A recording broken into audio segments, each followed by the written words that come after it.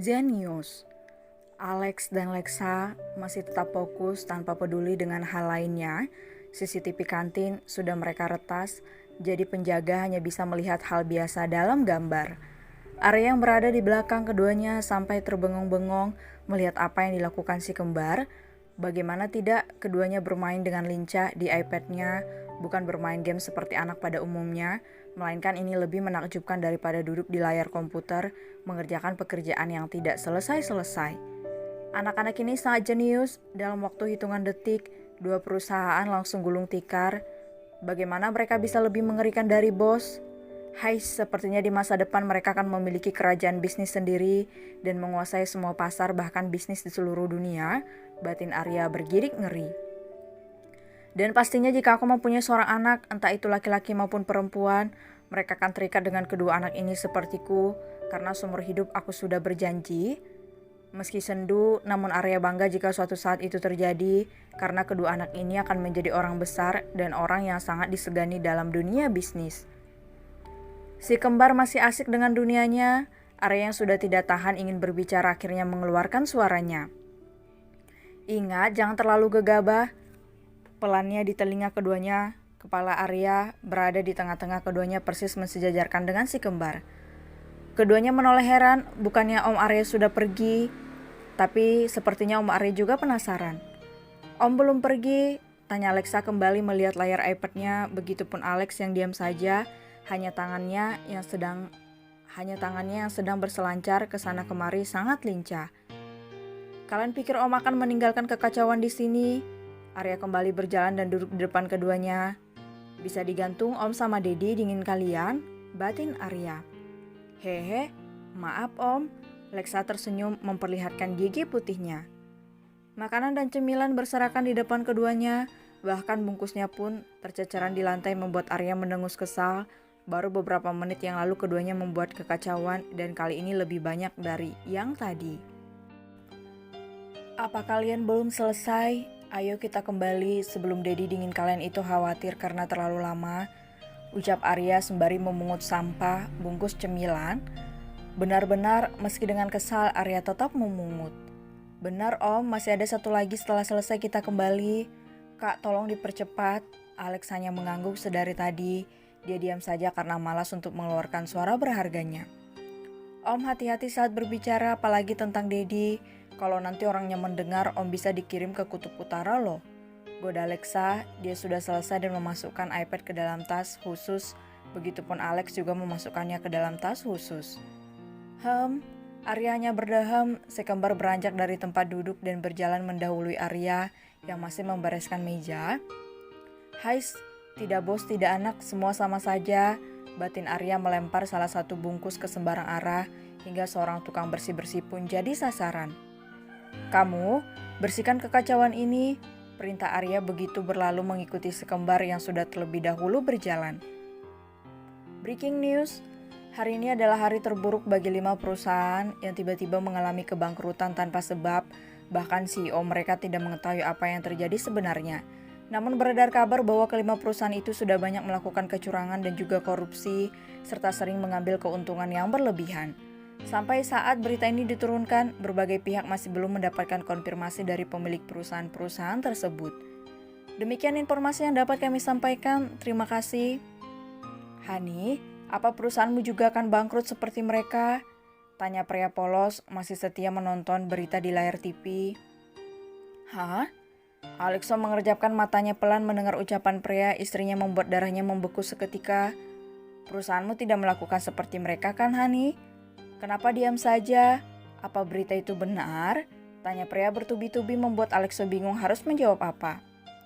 Tidak, Hani, mana mungkin aku akan mengambil keuntungan seperti itu? Ya, siapa tahu katanya perusahaanmu sangat besar, bukan? Hani? Iya, aku percaya. Jikapun iya, aku sendiri yang akan memiting kepalamu itu, ucap pria tanpa dosa. Alexa hanya bergidik ngeri mendengar kata memiting. Dari istrinya itu dia bekerja dengan baik, kecuali pada orang-orang yang mengusiknya saja dia akan mengambil keuntungan. Apa ini ulah si kembar? Batin Alexo. Bertepatan dengan itu, si kembar dan Arya kembali dari kantin. Mereka bertiga masuk dengan biasa saja seakan tidak terjadi apapun. Bahkan saat Alexo melirik ke arah Arya hanya mengangguk bahunya pertanda tidak tahu. Momi, Lexa bawa cemilan, mau? Pria menggeleng, tidak mungkin karena dokter tidak mengizinkan memakan sembarangan cemilan. Lexa pun mengerti, menarik kembali cemilan yang dia sodorkan, kemudian keduanya duduk di sofa. Kalian sudah makan? Sudah, Mom. Hani, aku keluar dulu, tidak apa kan ditemani si kembar? Tanya Alexo, dia harus mencari tahu apa yang sebenarnya terjadi. Jangan lama-lama, takutnya aku mau ke kamar mandi. Iya. Kemudian Alexo meminta Arya untuk mengikutinya keluar dari ruangan. Setelah berada di luar, Alexo duduk di kursi tunggu, diikuti Arya yang duduk tidak jauh dari samping Alexo. Arya, apa kamu sudah tahu apa yang terjadi? Sudah, singkat Arya. Dia sudah tahu maksud dari pertanyaan yang akan dilontarkan bosnya itu. Jadi si kembar? Tanya Alexo dan Arya mengangguk. Alexo menyenderkan punggungnya, dia mendesah pelan. Masih kecil saja begitu, apalagi kalau sudah dewasa nanti. Musuh masih berkeliaran di luar sana. Tidak ada yang boleh tahu tentang semua ini jika tidak si kembar dalam bahaya. Arya, rahasiakan semua ini dan penjagaan si kembar semakin diperketat. Tambahkan lagi penjaga bayangan, hapus semua jejak hari ini termasuk CCTV di rumah sakit ini. Buatlah seakan tidak terjadi apapun, perintah Alexo. Baik, bos. Arya datar. Panggil seperti biasa ini bukan di kantor, dingin Alexo. Baiklah, apa ada hal lainnya Lex, biar sekalian aku bereskan semuanya sekarang. Sepertinya sudah, tapi tolong ajari mereka untuk lebih berhati-hati lagi. Iya Lex, jangan khawatir, semua beres. Oke, aku percaya padamu. Kemudian Alexo beranjak dari duduknya dan kembali masuk ke dalam ruangannya. Sedangkan Arya pergi untuk mengurus semuanya. Si kembar pulang diantar Arya karena Alexo tidak bisa meninggalkan Freya dan bayinya. Semua orang dipulangkan. Dia ingin bermanja dengan istrinya sebelum nanti dikuasai oleh si baby yang masih tidur di dalam box bayi. Hani, kapan kita akan pulang? Tunggu kata dokter, oke. Kalau sudah boleh pulang kita akan pulang. Tapi jika tidak, jangan, demi kebaikan sayang dan baby. Lembut Alexo, dia sedang tidur satu ranjang terlihat sempit, padahal Freya sudah melarang. Alexo tetap saja seperti itu, tidak mau mendengarkan, malah semakin memeluk erat Freya. Ada kesempatan kenapa tidak dimanfaatkan, sekalipun mumpung baby lagi anteng. Hani, ingat puasa? Dari tadi puasa apa sih Hani? Arya mulai penasaran lagi padahal dia sudah tidak mengingat lagi ucapan Freya. Puasa itu? Iya itu. Alexo menaikkan alisnya bingung dengan ucapan istrinya itu. Sudah, malu jelasinnya, cari di internet saja. Wanita melahirkan tidak boleh melakukan apa saja. Ucap Freya, dirinya merasa sangat malu padahal sudah sering melakukannya. Tanpa banyak tanya lagi, akhirnya Alexo membuka HP dan mengetik apa yang dikatakan istrinya. Pertama masih dimengerti, kedua cukup dimengerti, memang butuh perhatian lebih ekstra. Ketiga, Alexo melotot membacanya karena puasa yang dimaksud istrinya itu adalah sang kobra.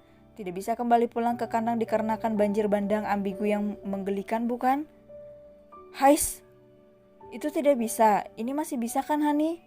Alexo mendesah pelan sambil menunjuk ke arah dada istrinya yang terlihat penuh sesak seakan minta dikeluarkan.